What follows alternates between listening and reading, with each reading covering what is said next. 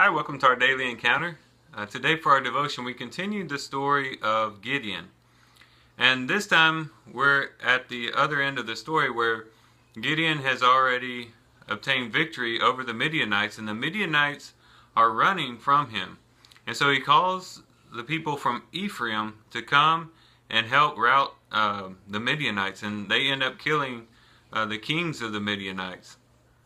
And then in chapter 8, we have the men of Ephraim becoming very angry with Gideon. This is what it says. It says, "Then the men of Ephraim said to him," that is to Gideon, "What is this thing you have done to us, not calling us when you went to fight with Midian?" And they contended with him vigorously. These guys are hot. They are mad because Gideon didn't summon them to come in and join in the battle in the first place. And the words here in the original language gives you the idea that these guys were speaking to him violently, like they were really ready to get violent with Gideon. They were very, very angry with him. And notice how Gideon answers them. Well, you know, before you do that, think about how would you answer.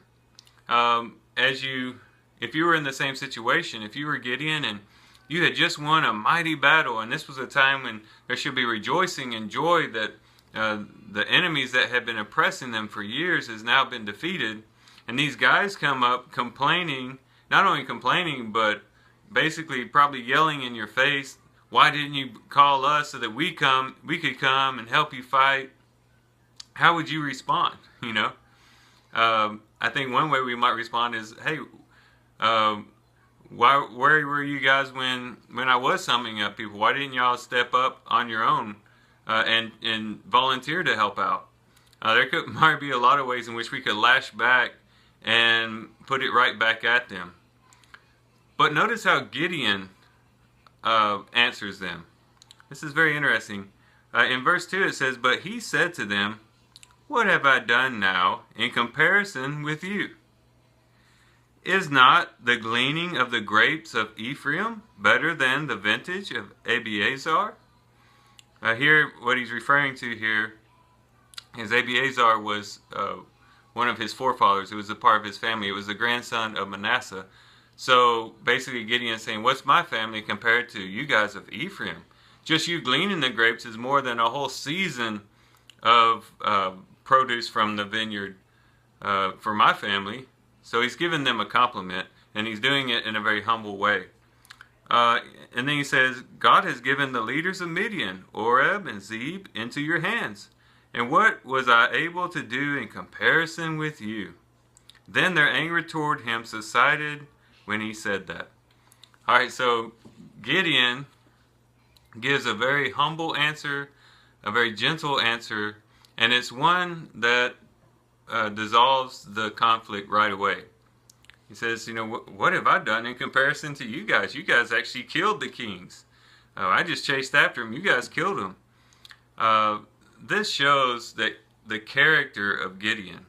You know, after going up and accomplishing this great victory, Gideon could have been very arrogant. I mean, like, "Look what I did," and very boastful in what he did, but he wasn't like that at all. Coming off of this huge victory, he humbled himself and says, "What have I done compared to you?" And so this gives us a great example of how we ought to answer other people. And when we talk about answering a person, this simply means that when someone talks to you, how do you talk back to them?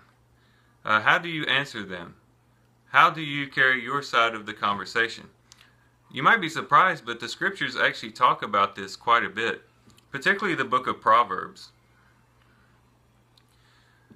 In Proverbs 15 and verse 1, it says, "A soft answer turns away wrath, but a harsh word stirs up anger."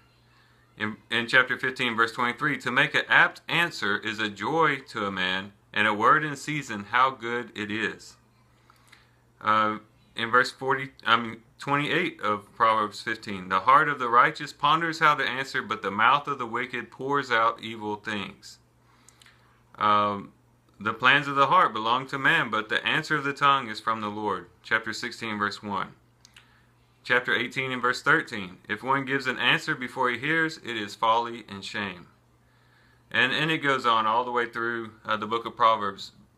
Verse after verse after verse speaks about appropriately answering other people.